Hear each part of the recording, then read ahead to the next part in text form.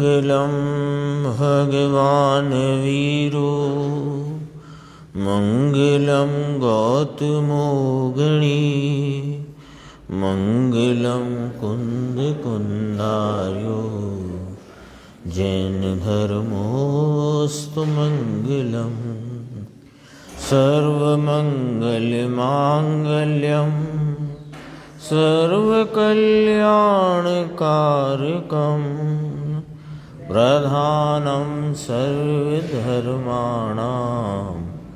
जैनं जयतु शासनम्। मैं नमो तीर्थनायक को नमो ओंकार वाणी को नमो उन कुंद प्रभु को जिन्होंने ओंकार धारण की। अहो उपकार जिनवर का कुंद का दिव्य वाणी का जिन कुंद ध्वनि दाता उनका हान स्वामी का। चिदानंदेक रूपाए जिनाए परमात्मने परमात्म प्रकाशाए नित्यं सिद्धात्मने नमः। आचार्य योगेंद्र देवकृत परमात्म प्रकाश नाम का ग्रंथ है और इसके दूसरे महाधिकार में मोक्ष तत्व या मोक्ष के स्वरूप का यहाँ वर्णन चल रहा है और दूसरे अधिकार के क्रम से 7वीं गाथा और ग्रंथ के क्रम में 130 नंबर की गाथा है। गाथा यानी दोहा सूत्र है, अपन पढ़ते हैं। उत्तम सुखुण दीजई उत्तम मुखुण होई तो किम सौल विकालु जिये सिद्ध विसेभम सोई। यदि उत्तम सुख नहीं मोक्ष में तो वह भी नहीं हो उत्तम।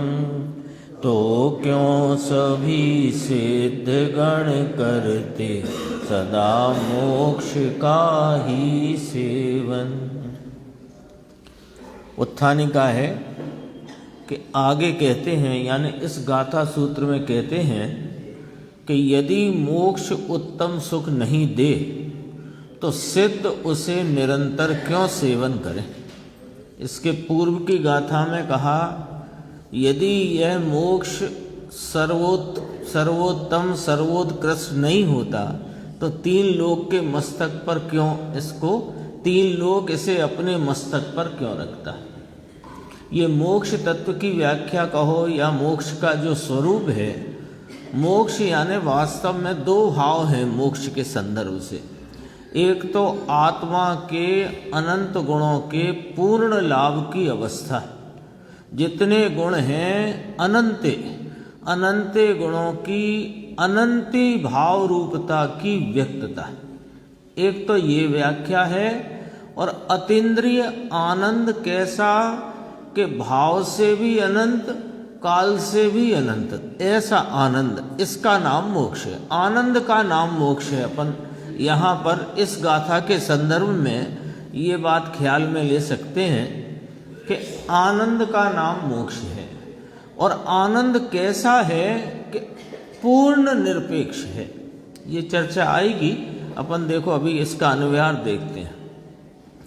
यदि उत्तम अविनाशी सुख को यह मोक्ष नहीं देता, मोक्ष नाम आत्मा की पूर्ण लाभ की अवस्था है ना। अपन मोक्ष को कल भी बात की थी, आज फिर कहते हैं। मोक्ष को अपन 2-3 तरह से निमित्त से जानते हैं, है ना। संयोग से शरीर का नहीं रहना, अशरीरीपना, अथवा 8 कर्मों की 6 रूप अवस्था, या सिद्ध शिला पर जाकर विराजमान होना, ये सब तीनों के तीनों वास्तविक परिभाषा नहीं है। ये तीनों निमित्त की संयोग की तरफ से की गई व्याख्या है। वास्तविकता तो आत्मा के पूर्ण लाभ को मोक्ष कहते हैं, और जो कि अनंत आनंद रूप है। कैसा आनंद? कि अतीन्द्रिय, पूर्ण और निरपेक्ष आनंद। अभी एक आया था गुरुदेव के व्याख्या में, सिनेमा देखने से बहुत आनंद आता है। तो उसमें फरमाया गुरुदेव ने कि वो सिनेमा देखने का आनंद ऐसा है कि वो लंबे काल तक, अनंत काल तो नहीं कह रहा हूं मैं, लंबे काल नहीं आ सकता। वो दुख देने लगता है। फिर तो गुरुदेव ने बहुत कठिन बात कही थी, है ना, कि राग देश का दस्त करे और राग देश का सेवन करे। ये दशा है संसारी जीव की, अपने स्वरूप को नहीं पहचानने से और रागादि में एकत्व के कारण, रागादि में लाभ पने के कारण ये दशा हो रही है। अपन आते हैं इस पे अन्वयार्थ पे। यदि मोक्ष इसमें जोड़ लो अपन, है ना, यदि मोक्ष उत्तम अविनाशी सुख को नहीं देवे तो मोक्ष उत्तम भी नहीं हो सकता। ये कौन सा न्याय रखा कि जो उत्तम फल दे, जो उत्तम भाव दे, वही तो उत्तम कहलाएगा, है ना। जो कोई समझो भोजन की कोई ऐसी मिष्टान आदि कोई सामग्री है, तो वो जब उसमें उत्तम स्वाद होगा तब तो उसे उत्तम कहोगे। यदि उसका स्वाद तो हो घटिया तो कौन उत्तम कहेगा। ये वाला लॉजिक यहाँ पर रखा। देखो, यदि मोक्ष उत्तम अविनाशी सुख को नहीं देवे तो फिर मोक्ष उत्तम भी नहीं हो सकता। फिर कोमा के बाद तुरंत कहा उत्तम सुख देता है, इसीलिए मोक्ष सबसे उत्तम है। फिर दोबारा, यदि मोक्ष में परमानंद नहीं होता तो हे जीव सिद्ध परमेष्टि भी सदा काल उसी मोक्ष को क्यों सेवन करते, कभी ना सेवन करते। दो लॉजिक हैं। एक दोहा सूत्र में आचार्य योगेंद्र देव मोक्ष की महिमा करते हैं। दरअसल में मोक्ष है वो आत्मा के पूर्ण लाभ की दशा, यानी आत्मा की महिमा करते हैं, है ना। अंतरंग में तो मर्म रूप से तो आत्मा की ही महिमा है। यहाँ दो न्याय प्रस्तुत किए कि यदि वह उत्तम सुख को ना दे तो काय का उत्तम, तो फिर कहा कि वह उत्तम सुख को देता है इसलिए उत्तम है। एक तो ये बात कही। दूसरी बात कही कि जो सिद्ध परमेष्टि, सिद्ध भगवंत हैं, वे यदि ये मोक्ष सुख, उत्तम सुख को नहीं देता होता, यानी मोक्ष में परमानंद नहीं होता, परम आनंद नहीं होता, तो फिर सिद्ध मोक्ष का सेवन क्यों करते रहते। भाई अपने संसार अपेक्षा से बस थोड़ा सा इशारा समझना है कि अपन गर्मी में से थके थकाए कहीं से आए और आकर के एयर कंडीशन में चले गए, तो वहाँ थोड़ा वो ताप से राहत हुई तो ठीक लगा। अब वो क्या हुआ कि थोड़ी देर बाद वो उसका टेम्परेचर और डाउन हुआ और वो ठंड लगने लग गई। तो फिर क्या करता है, फिर वहाँ बैठा रहता है कि बाहर निकल जाता है। बाहर निकलेगा ना, फिर जब ठंडी लगने लग जाए तो बाहर ही निकलेगा। जैसे अभी चलो विपरीत करते हैं, अभी जैसे आजकल धूप निकलती है ना, तो सर्दियों में धूप में बैठने में अच्छा लगता है। फिर वो धूप थोड़ी तेज हो जाए, फिर आधा पौना घंटा 1 घंटा हो जाए, तो फिर उसका ही सेवन करो ना, फिर क्यों छोड़ते हैं। ये लॉजिक पकड़ना। इसलिए छोड़ते हैं कि वहां अब आनंद नहीं है। जहां भले वो कल्पना का था, सर्दी में कमरे के बजाय बाहर धूप में जो थोड़ी गर्मी जैसा लगा तो वो आनंद की कल्पना की, तो वो कल्पना भी तेरी बहुत नहीं चलती। यदि वहां आनंद की कल्पना भी चले तो ऐसा भी नहीं होता। तो एक ये लॉजिक रखा कि यदि मोक्ष में यानी आत्मा की पूर्ण लाभ रूप अवस्था में परमानंद नहीं होता तो फिर सिद्ध भगवंत उसका ही निरंतर क्यों सेवन करते? ना करते, सेवन ना करते, कभी ना सेवन करते। अब इसकी टीका देखो, वह मोक्ष अखंड सुख देता है। और ये ध्यान रखना, मोक्ष के नाम पर अपने को यहां चित्त में मोक्ष शब्द बोला, जैसे शक्कर बोला तो आपको मीठे का ख्याल आया ना, शक्कर बोलते मीठा, ऐसे ही ख्याल आया ना। नमक बोलते खारा, ऐसा ख्याल आया ना, वाच्यवाचक। तो यहां वाचक मोक्ष बोलने से अपने को चित्त में आना चाहिए आत्मा के परिपूर्ण लाभ की दशा। मोक्ष कहने से सिद्ध सला नहीं दिखना चाहिए, होते वही है। अशरीरी सिद्ध शिला में विराजमान, आठों कर्मों के अभाव रूप, ये सब निमित्त संयोग अपेक्षा है। अपन तो मूल बात पर आओ। अब यहां से अपन पढ़ रहे हैं वह मोक्ष अखंड सुख देता है, तो क्या मतलब? आत्मा के पूर्ण लाभ की दशा अखंड सुख देने वाली है, ये भाव है इसमें। ठीक है, आगे। इसीलिए उसे सिद्ध महाराज सेवन करते हैं, इसीलिए उसे सिद्ध महाराज सेवते हैं, सेवन करते हैं। क्यों? क्योंकि वह अखंड सुख देता है। शब्द देखो, सुख देता है नहीं कहा यशवंत भाई, अखंड सुख देता है, जिस सुख में कोई खंड ही नहीं पड़ता। जो हमारा इंद्रियों के विषयों की अपेक्षा में सुख की कल्पना रूप जो राग परिणाम है, वो सुख रूप नहीं है। क्यों सुख रूप नहीं है? कि उसमें खंड ही पड़ जाता है। सुख तो हम उसको कहें जिसमें खंड ना पड़े, जिसमें रुकावट ना हो, अथवा उसी भाव को सेवन करते जब पहले तो सुख लग रहा था और उसी भाव का सेवन करते कुछ समय पश्चात दुख लगा, तो वो सुख कैसे हो सकता है? जैसे गर्मी में से आओ तो एक गिलास पानी पीने में सुख होता है, ऐसी कल्पना है, कल्पना है ऐसी। फिर 2, फिर 3, फिर 4, फिर 5 गिलास पानी।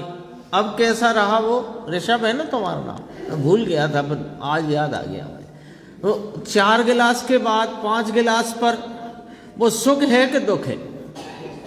दुख हो गया ना। वो कल्पना थी दरअसल, और कल्पना का नाश हो गया, वो कल्पना चली गई। तो ये जो सुख हमने माना है अनादि से, वो वास्तव में सुख नहीं है, सुख की कल्पना है। सुख तो स्वरूप के आलम्बन से है और जो मोक्ष में परिपूर्ण प्रकट है, और वह अखंड है। पहला नंबर का बोल, खंड नहीं पड़ता, इसीलिए उसे सिद्ध महाराज सेवन करते हैं। फिर कहा मोक्ष परम आह्लाद रूप है, आह्लाद रूप है। आह्लाद का अर्थ होता है उल्लसित भाव, आह्लाद का अर्थ होता है उल्लसित। तो ये सुख कैसा है कि ये उछलता हुआ सुख है। ऐसा सुख नहीं है कि सुख है बस, सुख है ऐसा नहीं कि सुख मैं सुख स्वरूप हूं, तो मैं सुख स्वरूप हूं, त्रिकाल सुख स्वरूप हूं, सुख मेरा गुण है, तो वो उल्लसित भाव है, वो सुख है। परम आह्लाद रूप है, उल्लसित उछलता हुआ है। फिर कहा अविनश्वर है, वो कभी नाश को प्राप्त नहीं होता। फिर चौथा बोल मन और इंद्रियों से रहित है, यानी निरपेक्ष है। ये आगे कहने वाले हैं, इसमें वो भी अपन देखेंगे। मन और इंद्रियों से रहित है। संसार में जो आत्म स्वरूप के आलम्बन के अतिरिक्त जितना पर में भ्रमता हुआ वर्तता हुआ जो उपयोग है आत्मा का, ज्ञान दर्शन का व्यापार बहिर्मुख वाला, उसमें मन और इंद्री का अवलंबन है। और वहां पर ही किसी विषय में सुख, किसी में दुख की कल्पना ये जीव करता है। और यह जो मोक्ष माने फिर समझ गए क्या, आत्मा का पूर्ण लाभ, वो जो दशा है वो मन उस दशा में प्राप्त वर्तता हुआ उल्लसित सुख अविनश्वर अखंड, वह मन इंद्रियों से रहित है, नाम निरपेक्ष है।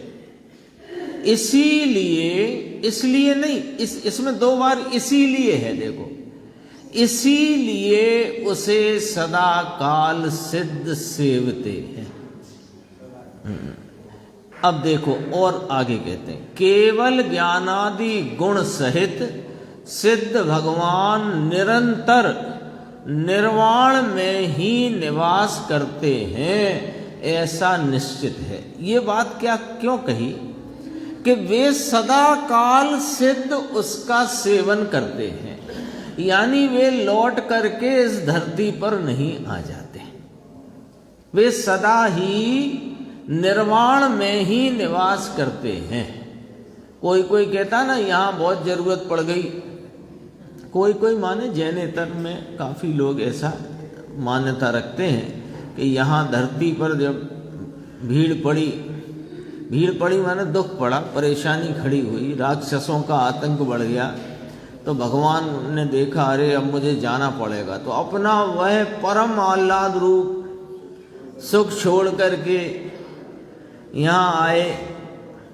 तो कहा ऐसा नहीं है, इसका निषेध कर दिया एक पंक्ति से, केवल ज्ञानादि गुण, अनंत ज्ञान, अनंत दर्शन, अनंत सुख, अनंत वीर्य, अनंत अनंत गुणों की अनंत अनंत भाव व्यक्तता वाले वे सिद्ध भगवान निरंतर साधि अनंत निर्वाण में ही निवास करते हैं, ऐसा निश्चित है।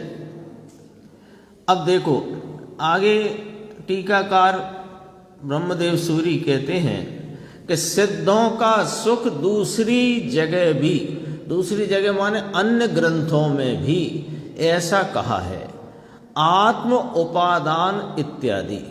ये सिद्ध भक्ति नाम का एक रचना आचार्य कुंद देव की है। आचार्य कुंद देव की एक रचना है सिद्ध भक्ति। उसमें ये आत्म उपादान यानी सुख मोक्ष, सुख कैसा है कि आत्म उपादान रूप है, आत्मा से उत्पन्न हुआ है। इसका अभिप्राय यह है कि इस अध्यात्म ज्ञान के सिद्धों के जो परम सुख हुआ है, अध्यात्म ज्ञान के माने आत्म ज्ञान पूर्वक आत्म स्वरूप की लीनता से, उसका ही संचेतन एकाग्रता से करते हुए सिद्धों के जो परम सुख हुआ है, कौन के? सिद्धों के। तो अनंत लिए सिद्ध है ना, अनेक है ना, सिद्ध के नहीं, सिद्धों के, ख्याल रखना जरा। जो परम सुख हुआ है वह कैसा है कि अपनी अपनी जो उपादान शक्ति उसी से उत्पन्न हुआ है, पर की सहायता से नहीं है। निरपेक्ष कहा था ना पहले ही, वो बात देखो। आचार्य कुंद भगवान सिद्ध भक्ति नामक रचना में कहते हैं कि सिद्धों का सुख आत्म उपादान स्वरूप है, आत्म उपादान रूप है। कैसे कि अपने इस अध्यात्म ज्ञान के यानी अपने आत्मज्ञान, आत्मभान और आत्मस्वरूप की लीनता से सिद्धों को जो परम सुख हुआ है वह कैसा है कि अपनी अपनी, 2 बार अपनी शब्द लिया ना, तो अपनी अपनी 2 बार क्यों लिया? क्योंकि सिद्धों के तो अनेक अनंत सिद्ध हैं, तो प्रत्येक सिद्ध का अपनी उपादान से अपनी अपनी, है ना। अभी अपन बोलते हैं ना अपनी अपनी जगह बैठ जाओ। मान लो अपन 10, 20, 50 लोग हों, 100 लोग हों, तो क्या कहेंगे? अपने अपने स्थान पर बैठ जाओ। तो यहाँ 2 बार अपने अपने कहने का क्या तात्पर्य है? कि तुम्हारा हो सो तुम और तुम्हारा स्थान हो सो तुम बैठो।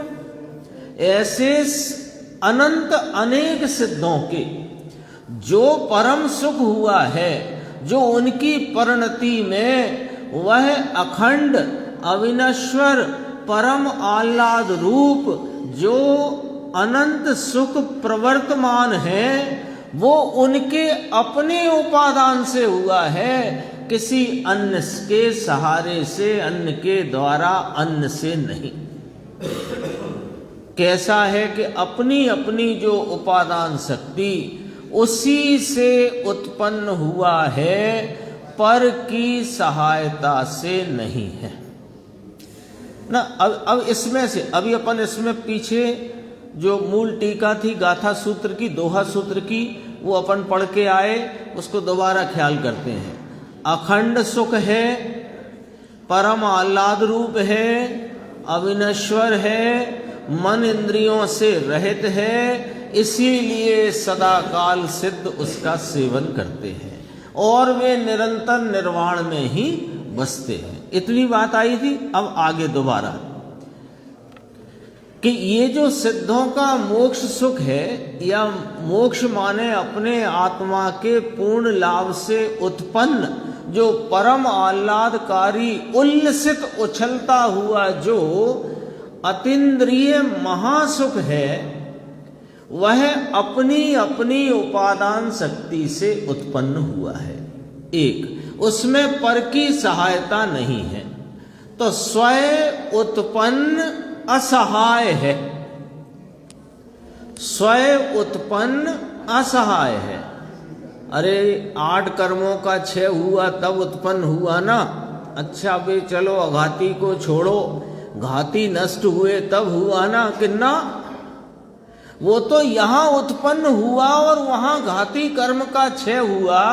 तो एक समय में 2 कार्य हुए, तो उसमें अनुकूलता अनुरूपता से निमित्त नैमित्तिक रूप कथन करने में आया है। कर्मों से जब दुख ही नहीं था, तो कर्मों के 6 से सुख कैसे हो गए? यदि कर्मों के न्याय है, ये सब समझना पड़ेंगे, है ना। ये समझने से बराबर वस्तु तत्व का निर्णय स्वतंत्र और यथार्थ होगा। यदि कर्मों के 6 से सुख मानोगे, तो इसका अर्थ क्या हुआ अंकुर? कि कर्मों के कारण दुख माना था, यही मतलब हुआ ना। कर्मों का क्षय होने से जीव को केवल ज्ञान, केवल सुख प्रकट हुआ, तो इसका मतलब कर्मों से दुख था, अब कर्म गए तो सुख हुआ। तो कहा नहीं, ऐसा नहीं है। ये आत्मा स्वयं सुख स्वरूप है और स्वयं के सुख का परिपूर्ण भाव प्रकट हुआ, उससे सुख उत्पन्न हुआ, स्वयं उत्पन्न है। ये आत्मोपादान जो 7वां श्लोक है, ये सिद्ध भक्ति नाम की रचना का गुरुदेव ने ही बताया। तो ये क्या नक्की हुआ ऋषभ, क्या नक्की हुआ? मोक्ष सुख नाम आत्मा के पूर्ण लाभ की दशा में प्राप्त सुख स्वयं उत्पन्न है, असहाय है, किसी की सहायता की उसे जरूरत नहीं है। आगे बढ़ते हैं। स्वयं आप ही अतिशय रूप है। अतिशय का अर्थ वो नहीं है जो चमत्कार होता है, वो अतिशय नहीं, वो तो उसे अतिशय कहते हैं। अतिशय माने होता है कि बहुत अधिक कोई भाव का प्रगटना, उसका नाम अतिशय होता है। न बहुत अधिक का अर्थ है यहाँ अनंत। तो अनंत रूपता से सुख के भाव की प्रकटता, इसका नाम अतिशय रूप है। फिर कहा सब बाधाओं से रहित है, निराबाध है, कोई बाधा पड़ती नहीं उसमें, कभी कोई बाधा नहीं पड़ती। क्यों नहीं पड़ती? कि स्वयं उत्पन्न है। बाधा तो तब पड़े कि किसी की मेहरबानी से उत्पन्न हुआ होता और उसकी मेहरबानी में कोई कोर कसर हो जाती तो होता। तो कहा कि निराबाध है। ये बहुत गंभीर भाव है, इसमें सिद्ध भगवान की महिमा आ रही है। दरअसल में ये अपने चैतन्य भगवान की महिमा है, क्योंकि वे सिद्ध हुए हैं। आज गुरुदेव ने लिया था ना, कल लिया था, वो आज ही लिया था। 64 पुटी चरपराई है, लिया था पिछली गाथा के संदर्भ में। 64 पुटी चरपराई लीनी पीपर में है, तो वो प्रगति है ना। तो सिद्ध अवस्था में जो परम आह्लाद रूप, अखंड अविनश्वर, मन इंद्रिय से रहित, निराबाद, परम अतिशय रूप, स्वयं उत्पन्न, असहाय रूप जो सुख है, वो सुख अपने से है, किसी की मेहरबानी से नहीं। फिर कहा विस्तीर्ण है, घटती बढ़ती से रहित है। विस्तीर्ण है नाम, वह अपने स्वयं विस्तार को ऐसा प्राप्त हुआ है कि अब उसमें कोई घटती बढ़ती हीनादिकता नहीं होती। विस्तीर्ण शब्द है ना, विस्तीर्ण माने विस्तार को प्राप्त, अपने अनंत भावात्मक विस्तार को प्राप्त है। अपना जो सुख चैतन्य परमात्मा में जो सुख भाव अनादि अनंत त्रैकालिक है, वह सिद्ध अवस्था में परिपूर्ण अनंत विस्तार को प्राप्त है और उसमें हीनादिकता नहीं होती। जो इंद्रिय सुख है वो हीनादिक है। अभी अपन ने बात की पानी के संदर्भ से, 1 गिलास 2 गिलास 3 गिलास, कल्पना का है ना। सुख होता तो फिर ऐसा नहीं होता। विस्तीर्ण है, घटती बढ़ती से रहित है। फिर अगला विषय विकार से रहित है। विषय विकार नहीं, विषय विकार माने किसी विषय को लक्ष्य करे तो होए। जैसे अभी अपन सुख की कल्पना करते हैं ना, ये सामने आमने बात इसलिए करते हैं कि हमें अनादि से पर द्रव्यों के लक्ष्य में सुख होता है, उनके लक्ष्य में दुख होता है, ऐसा मान्यता हमने बना रखी है। फिर थोड़ी सी पढ़ाई करी जिन शासन के, जिन शास्त्रों की, तो हमने क्या समझ लिया कि अच्छा विषयों से नहीं होता, कर्मों से होता है। फिर उलझ गए, आसमान से गिरे और खजूर में अटक गए। स्थिति क्या है कि ये जो कल्पना का सुख है, इसे विषय चाहिए, इसे विषय चाहिए। बिना विषय के ये कल्पना ही नहीं खड़ी होती। हाँ, पर विषय चाहिए ना, बिना विषय के ये कल्पना ही खड़ी नहीं होगी। और कल्पना का सुख है, इसे तो विषय चाहिए। बिना विषय के ये कैसे कल्पना करेगा? और ये जो अतीन्द्रिय सुख है, जो महासुख है, जो विस्तीर्ण है, जो घटती बढ़ती से रहित है, वो विषय विकार से रहित है। वह किसी विषय के विकार रूप भाव की या विषय की इसे कभी जरूरत नहीं, स्वयं उत्पन्न है, असहाय है, पर की सहायता बिना का है। और देखो, भेदभाव से रहित है। भेदभाव कैसा कि ये कम ज्यादा का तो भाव भेद है ही नहीं, और इसमें ज्यादा इसमें कम ऐसा करके ऐसा कोई भेदभाव भी इस सुख में नहीं। फिर आगे निर्द्वंद है, दोपना नहीं जिसमें, जहां पर वस्तु की अपेक्षा ही नहीं है। अनुपम है, अनंत है, अपार है, जिसका प्रमाण नहीं, ऐसा सदा काल शाश्वत है। प्रमाण माने नाप नहीं कि अब सिद्ध हुए हैं तो इनको 1 कोटि पूर्व तक रहेगा, इसके बाद नहीं रहेगा, या 10 कोड़ा कोड़ी रहेगा, ऐसा कोई माप नहीं, शाश्वत है। फिर कहा महा उत्कृष्ट है, फिर कहा अनंत सारता लिए हुए। अनंत सारता यानी कहते कहते कौन थक गए? शब्द थक गए, शब्द थक गए। यहां से देखो, अब एक बार पूरे शब्द पढ़ेंगे अपन, है ना, तो मालूम पड़ेगा कि कितनी महिमा करी किसकी? मोक्ष सुख की। वो सुख कहां से आया है? इस चैतन्य परमात्मा में से। तो ये चैतन्य परमात्मा की महिमा सुनो अब, उसकी पूर्णता के द्वारा यहां पर इसकी महिमा सुनो। मोक्ष नाम वह सुख परम आह्लाद रूप है, अविनेश्वर है, मन इंद्रियों से रहित है, और ये तो फिर केवल ज्ञानादि गुण सहित सिद्ध भगवान निरंतर निर्वाण में ही निवास करते हैं।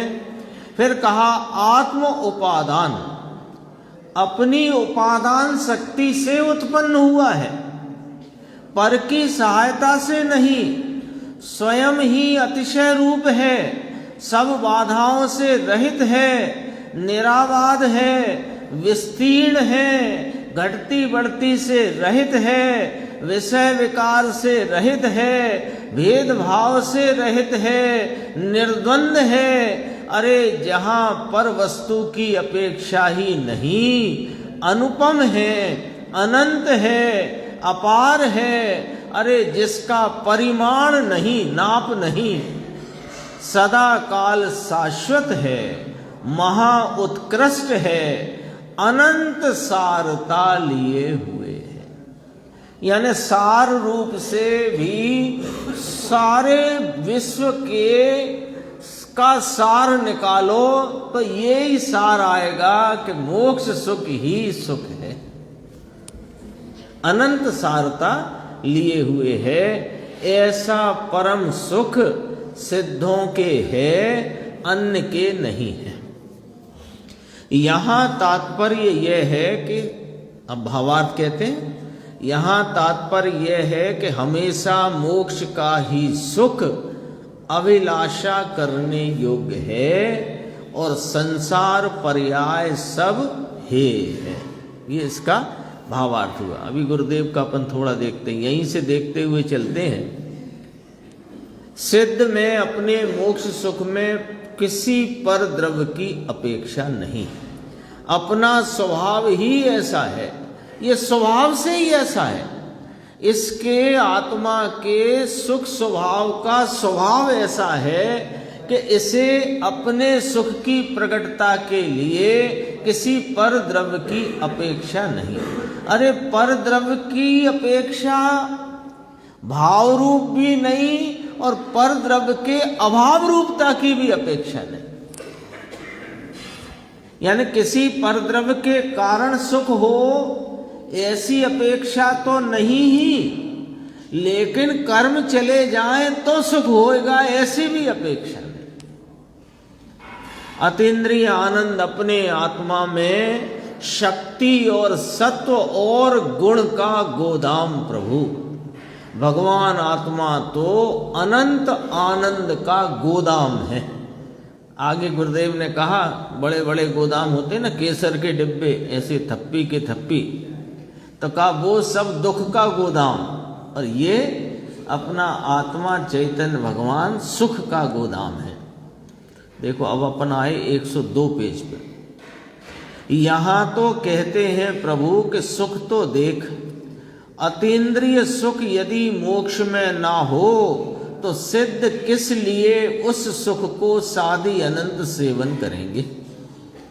जब से आत्मा का अतीन्द्रिय आनंद, अब यहां से पकड़ना बात, जब से आत्मा का अतीन्द्रिय आनंद अपने मोक्ष के मार्ग में उत्पन्न हुआ तो वह मोक्ष की पर्याय साधी अनंत अतीन्द्रिय का सेवन सिद्ध भगवान करते हैं। क्या कहते हैं, गजब की बात कही है, देखना अच्छे से समझना कि शुरुआत कब हुई कि जब इसने इस आनंद स्वरूप आत्मा को लक्ष्य में लेकर उसका सुख स्वरूपता अतीन्द्रिय आनंद का आंशिक स्वाद परिणति में वेदन में संचेतन में लिया, वहां से वो शुरू हो गया, वहां से शुरू हो गया।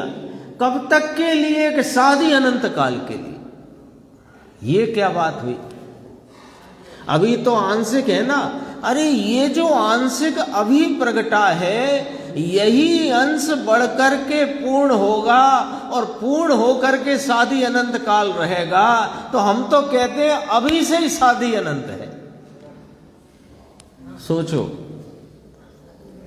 यह चैतन्य परमात्मा अपना ज्ञायक भगवान हाजरा हुजूर प्रवर्तमान विद्यमान, इसको वर्तमान उपयोग से अभी इसका लक्ष्य करो तो अभी जो सुख मोक्ष में सिद्धों को है उसका अंश उसी स्वाद रूप से अभी के अभी आएगा, अभी आएगा।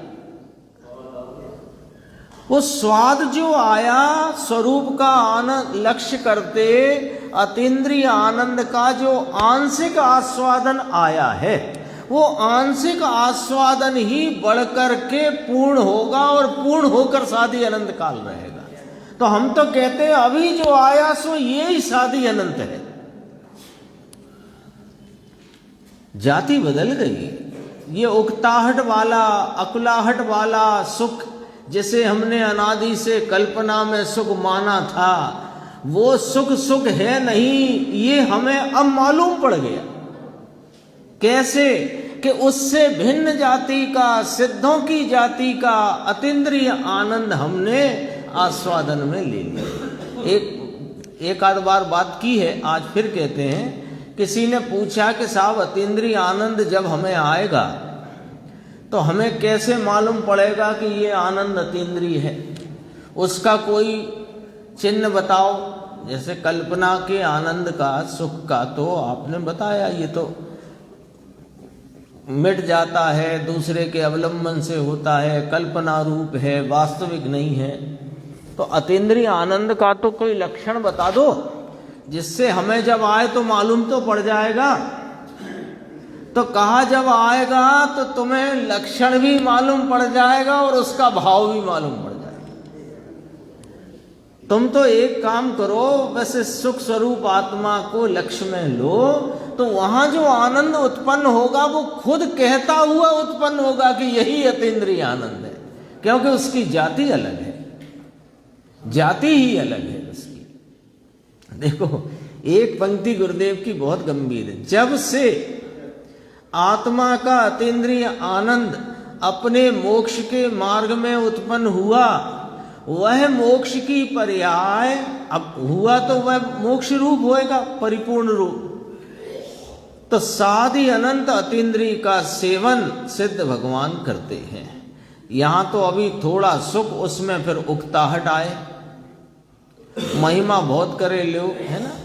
अपने सुबह आए भगवान की ऐसी वीतराग छवि देखे तो अंदर एकदम से आनंदित हो जाए, पर वो आनंद कितनी देर चले उकताहट हो जाती है, क्योंकि वो सुख है नहीं, माना है। विषयों की तो हम बात ही नहीं कर रहे यहां पर, विषयों के सुख की तो बात ही नहीं कर रहे। यहां तो सुबह सुबह ऐसा अंदर में भाव जागृत हुआ कि अरे भगवान के दर्शन करना है, चलो, है ना। और यहां आकर के भगवान की वीतरागी छवि देखकर और ऐसा आनंद आया बहुत एकदम। अब वो आनंद कैसा है? कषाय की मंदता है, वो वास्तविक नहीं है, वो नहीं है, वो रुकने वाला नहीं है, उसमें उकताहट हो जाएगी। आप खड़े हो जाओ जहां, आधा घंटे देखते रहो भगवान को, करके देख लेना। आधा घंटे तो बहुत बड़ी बात कही है। यहां तो अभी थोड़ा सुख, देखो क्यों नहीं कहा विषयों वाले, वो तो आपको पता है, पर यहाँ जो आपको और हमको जो यहाँ भगवान की छवि देखकर, वीतरागता देखकर आनंद आता है, सुनो भैया वो भी आनंद नहीं है, इसलिए वो बात कही। उसमें फिर उकताट आए, महिमा बहुत करे ले हो तुम ऐसे, बहुत राजी राजी प्रसन्न हो जाए। अरे वो आनंद नहीं है। आनंद तो कहाँ से आएगा? स्वरूप में से आएगा। कैसे आएगा? स्वरूप के लक्ष्य से आएगा। किसको आएगा? वर्तमान पर्याय को आएगा। कैसा आएगा? कि जैसा सिद्धों को आता है वैसा आएगा। आगे 103 पेज पे थोड़ी चर्चा और देखो। यहां कहते हैं कि सिद्ध भगवान को इतना अतीन्द्रिय आनंद है, सहज आत्म स्वरूप जो अतीन्द्रिय आनंद स्वरूप था माने है, वो था क्यों कहा कि अब प्रकट हुआ है ना, तो प्रकट हुआ को है कह रहे हैं और शक्ति को था कह रहे हैं। जबकि शक्ति त्रिकाल है, वो कोई था माने चली गई यो नहीं है। लेकिन पहले शक्ति शक्ति रूप थी और व्यक्ति रूप हुई, तो शक्ति को था या थी से कहा। तो सिद्ध भगवान को इतना अतीन्द्रिय आनंद है, सहज आत्म स्वरूप जो अतीन्द्रिय आनंद स्वरूप था उसका ध्यान, यानी शक्ति रूप स्वभाव रूपता से जो है उसका ध्यान करके, मोक्ष मार्ग करके जो अतीन्द्रिय आनंद हुआ वह अतीन्द्रिय आनंद मोक्ष मार्ग से हुआ, वही साधि अनंत सेवन करते हैं। ये क्या कहना चाहते हैं कि अभी अपने इस सिद्ध स्वरूप आत्मा को अभी वर्तमान उपयोग दशा के द्वारा इस चैतन्य भगवान को विषय बनाने से जो पर्याय में अभी जो आनंद जिस जाति का आएगा वही आनंद सिद्ध भगवान साधि अनंत सेवन करते हैं। बात को पकड़ना, यहां गुरुदेव अपने को क्या मर्म देना चाहते हैं।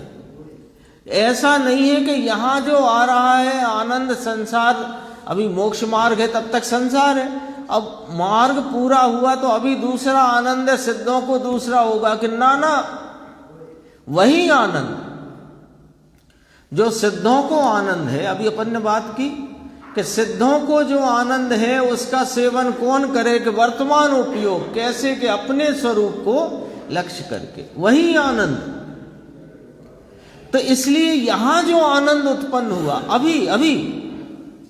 अभी अपने चैतन्य तत्व के आलम्बन से प्रगटा हुआ जो अतीन्द्रिय आनंद का जो आंशिक स्वाद है, आंशिक इसलिए कि पूरा नहीं है, तो वही पूर्ण होता है और उसी का साधि अनंत सेवन होता है।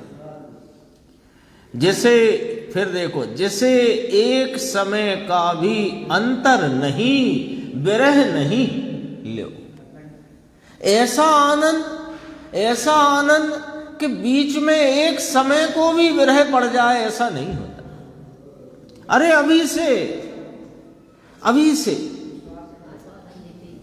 अभी मोक्ष मार्ग पर्याय में प्रकट हुआ, तो पर्याय में जो मोक्ष मार्ग प्रकट हुआ, यहां आनंद का आस्वादन संचेतन हुआ ना,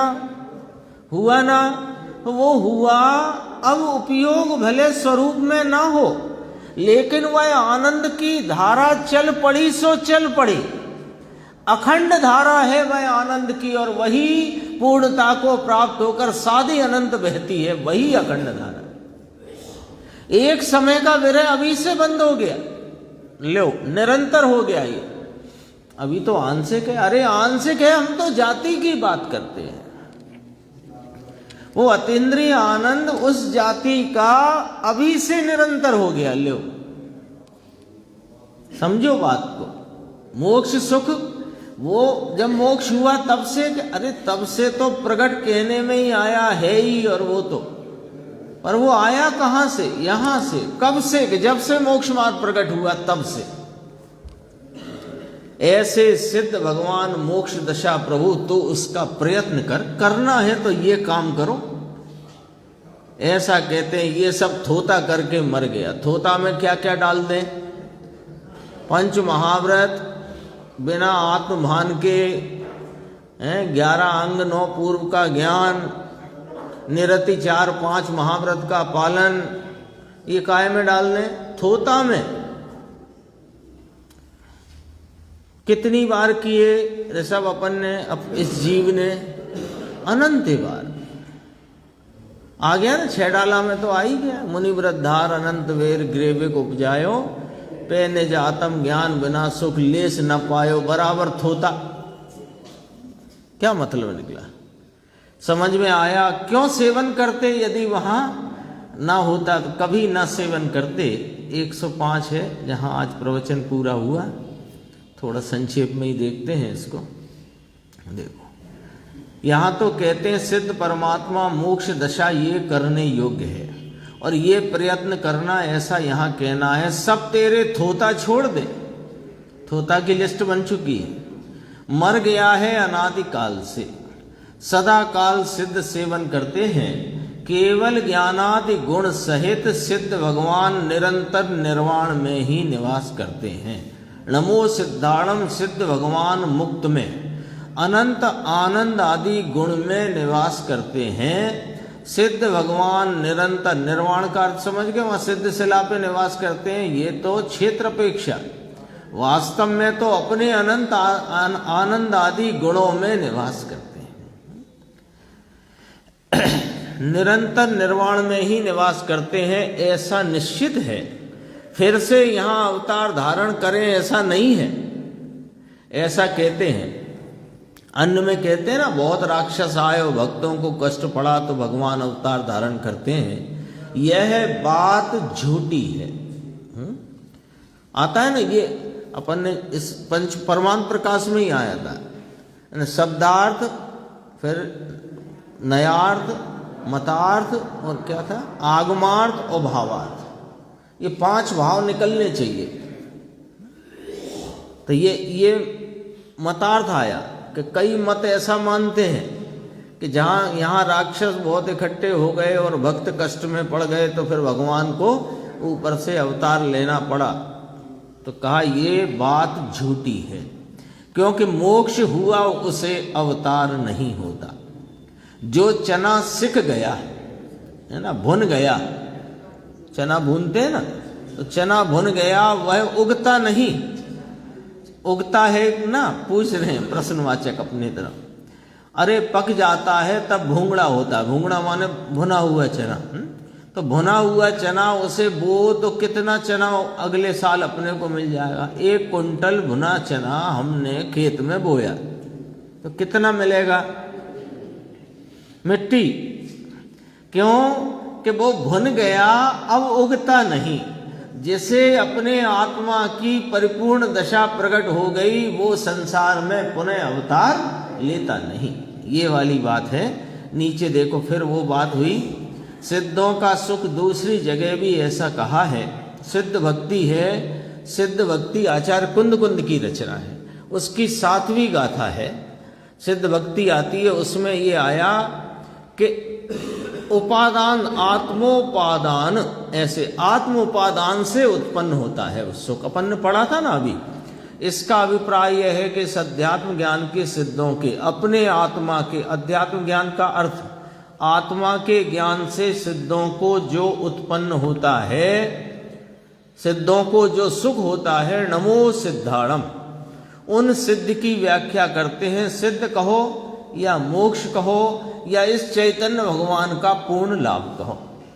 अध्यात्म ज्ञान के यानी आत्मज्ञान के द्वारा सिद्धों को जो परम सुख हुआ है वह कैसा है कि अपनी अपनी जो उपादान शक्ति उसी से उत्पन्न हुआ है। इस पूरे ये ब्रह्मदेव सूरी आचार्य ने इस बात को यहाँ पर क्यों प्रस्तुत करा? क्योंकि ये उस सुख की उत्पत्ति का मूल भाव है। 8 कर्मों के अभाव से, शरीर के अशरीरी हो जाने से, यानी अब शरीर कोई नहीं संसार में, तो ये छूटता है तो भी कारमान तेजस तो रहता है। अब कोई शरीर नहीं, इसलिए कि ना अपनी उपादान शक्ति से उत्पन्न हुआ है। यह आनंद उत्पन्न हुआ वह अपनी शक्ति से आत्मा में से उत्पन्न हुआ है, पर से नहीं। इस प्रकार ये तो नीचे वही है जो अपन पढ़ चुके हैं।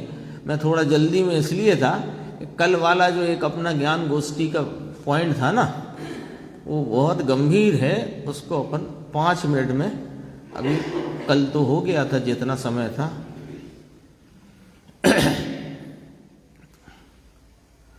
क्योंकि ये जो यहाँ गुरुदेव के बोल के रूप में ये 55 नंबर पे ज्ञान गोष्ठी नाम की पुस्तक में आया है, प्रकाशित है, ये अपने स्वाध्यायियों को और अभ्यासियों को ये वाला एंगल पकड़ना चाहिए, इसलिए ये बात अपन करते हैं।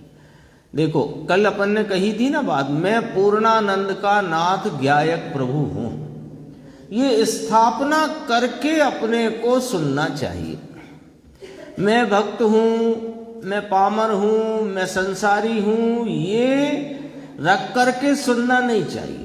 क्योंकि ये रख करके सुनोगे तो इतनी ऊंची बात वह आपको ऐसा लगेगा कि कोई और की है, मेरी कैसे हो सकती है। इसलिए जब स्वाध्याय करो, चाहे निजी करो, एकांत में करो, सबके साथ में करो, सुन के करो, पढ़ के करो, यह स्थापित करके करो कि मैं पूर्णानंद का नाथ ज्ञायक प्रभु हूं। अब आगे देखो, ऐसे ज्ञायक के लक्ष्य से जीव सुनता है, उसे सुनते हुए भी लक्ष्य ज्ञायक का रहता है। उसे चिंतन में भी मैं परिपूर्ण ज्ञायक वस्तु हूं ऐसा जोर रहता है, उस जीव को सम्यक्त्व सन्मुखता रहती है। चर्चा अपन कल करी थी कि जैसे कोई व्यापारी को चाहे कोई चर्चा करो, सोने की, चांदी की, ज्वार की, बाजरा की, मिट्टी की, भसुआ की, सीमेंट की, कोई चर्चा करो, उस सब में एक लाभ का प्रयोजन, उसका ध्येय लाभ पर रहता है, मुनाफे पर रहता है। तो ऐसे ही ज्ञायक के लक्ष्य से जीव सुनता है, सुनते हुए भी लक्ष्य ज्ञायक का रहता है। उसे चिंतन में भी, ऐसे अभी अपन गए मंडी, कोई नई जिन्स आई हो, वहां भी लाभ का ध्येय रख करके देखे, समझे, फिर दुकान पे आकर के बैठे, फिर चिंतन करे कि ये कहाँ बिक सकता है, किस भाव बिक सकता है, आदि इत्यादि। तो वहां लक्ष्य काय का है? लाभ का। ऐसे चिंतन में भी मैं परिपूर्ण ज्ञायक वस्तु हूं ऐसा जोर रहता है, ले सम्यक्त सन्मुखता इसे कहते हैं। सम्यक्त सन्मुखता की व्याख्या आ गई।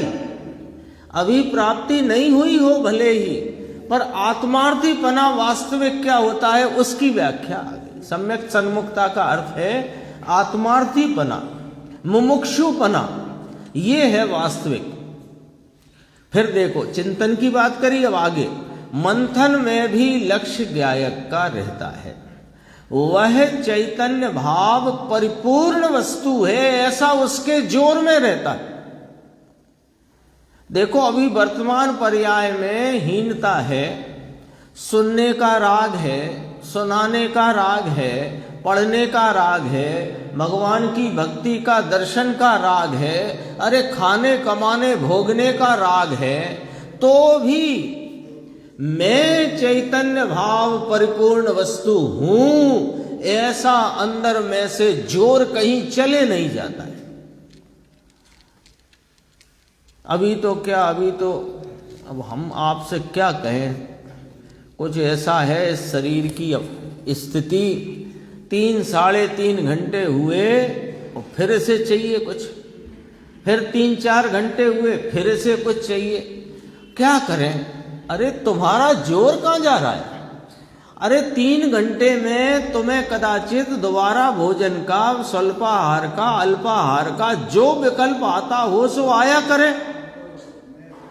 मैं तो चैतन्य भाव परिपूर्ण वस्तु हूं ऐसा जोर रहना चाहिए। ऐसा उसके जोर में रहता है, उसे भले अभी सम्यक दर्शन ना हुआ हो। जितना कारण देना चाहिए उतना कारण ना दे सके। कितना कारण देना चाहिए कि बहिर्मुखता छूटकर स्वयं सन्मुखता उपयोग की खड़ी हो जाए, ऐसी कदाचित स्थिति न बनी हो, उपयोग की बहिर्मुखता न छूटती हो और स्वयं सन्मुखता कदाचित न हुई हो, तो भी उसको अभी अंदर में ऐसा ही लगना चाहिए कि मैं चैतन्य स्वभावी परिपूर्ण वस्तु हूं, सिद्ध में और मुझ में कोई अंतर नहीं, है ना। ऐसा जोर तो चाहिए ना। अपन करते हैं चर्चा में, सेना में जाना है तो सेनापति ने आदेश दिया चलो कूच करो युद्ध के लिए। अब उसमें 2-4 सैनिक ऐसे धीरे से घोड़ा वोड़ा देख के उस पर लद गए, तो सेनापति क्या कहता है कि या तो तुम अपने प्राण यहीं त्याग दो, वहां दुश्मन के मरोगे, उससे अच्छा तो यहीं तुम निपटो, तुम्हारा काम नहीं है सेना में रहना। तो शौर्य का काम है, इसलिए ये बात है। देखो जितना कारण देना चाहिए उतना कारण ना दे सके तो भी उस जीव को सम्यक्त की सन्मुखता होती है। उस जीव को अंदर ऐसी लगनी लगती है, अंदर में ऐसी लगनी लग गई है, कैसी कि मैं जगत का साक्षी हूं, जगत का कर्ता मैं नहीं। अरे कर्ता दिखाई पड़े काम काज, लेकिन अंदर में उसको थोड़ा सा ऐसा अंदर में जैसे तेल तैर जाता है पानी पर, ऐसे तैर गया है, वो ऊपर हो गया है। उस जीव को अंदर ऐसी लगनी लगती है मैं जगत का साक्षी हूं, ज्ञायक हूं, ऐसे दृढ़ संस्कार पाड़े के संस्कार बदले नहीं। दृढ़ का अर्थ यही होता है, बदले नहीं। बदले नहीं का अर्थ मैं ज्ञायक हूं। गुरुदेव ने कहा, आचार्य कुंद देव की बात आई, आचार्य अमृतचंद देव की बात आई और सुनी, और मैं ज्ञायक हूं, और थोड़ी देर बाद लक्ष्य छूट गया, उपयोग चला जाएगा। उपयोग की चिंता मत किया करो। अभी उपयोग ये शब्दों को सुनने में लग रहा है, फिर उपयोग बाहर अन्य किसी कार्य में लगेगा, लेकिन जोर ज्ञायक का रहना चाहिए। इसके लिए एक दृष्टांत कई बार कहा है कि जैसे जिस साल बच्ची की शादी करना हो, बच्चे की शादी करना हो, तो वो धुन सी चढ़ी रहती है ना चित्त में, तो वो खाते पीते उठते बैठते चाहे कहीं जाए, वो धुन कहीं चली जाती है क्या उसकी?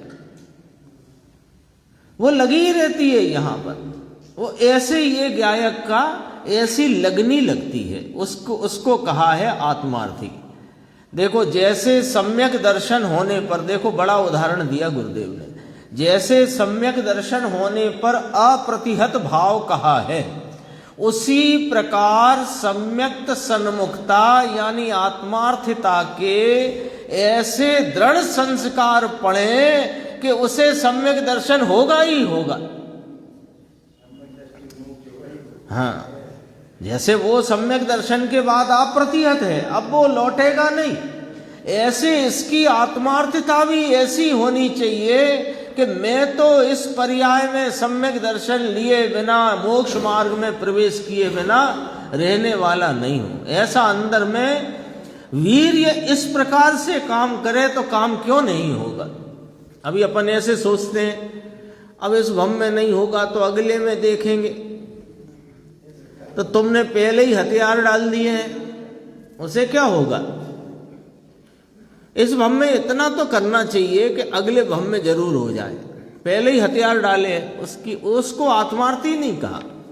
देखो जैसे समय सार गाथा 4 में कहा है कि मिथ्यात्व का एक छत्र राज्य चलता है, वैसे ज्ञायक का एक छत्र लक्ष्य आना चाहिए।